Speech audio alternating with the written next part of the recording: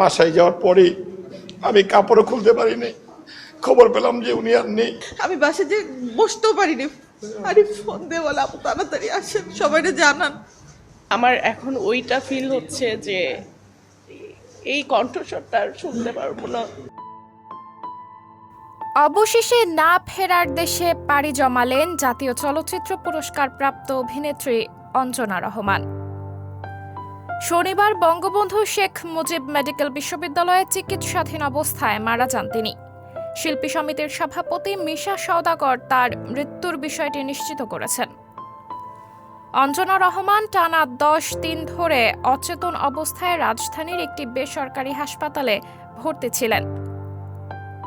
সে কদিন তিনি সিসিইউতে ভর্তি ছিলেন, কিন্তু তার আশানুরূপ কোনো উন্নতি হয়নি, বরং অবস্থার অবনতি হয়।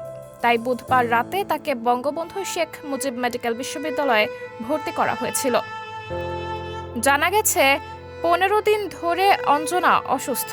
শুরুতে তার জ্বর ছিল, সারা শরীর কেঁপে জ্বর আসতো, একটা সময় ঔষধ খেয়েও কাজ হচ্ছিল না। শেষে জানা যায় তার রক্তে সংক্রমণ ধরা পড়েছে। এরপর চিকিৎসকের পরামর্শে দ্রুত হাসপাতালে ভর্তি করা হয়। প্রসঙ্গত, নায়িকা অঞ্জনা বাংলাদেশের চলচ্চিত্রের পাশাপাশি আন্তর্জাতিক অঙ্গনেও বেশ সুপরিচিত মুখ ছিলেন। নৃত্যশিল্পী থেকে নায়িকা হয়ে সর্বাধিক যৌথ প্রযোজনা এবং বিদেশি সিনেমায় অভিনয় করা একমাত্র দেশীয় চিত্রনায়িকাও তিনি। দস্যু বনহুর দিয়ে শুরু 1976 সালের এই সিনেমার পর টানা কাজ করেন। এ পর্যন্ত তিনি শতাধিক সিনেমায় অভিনয় করেছেন।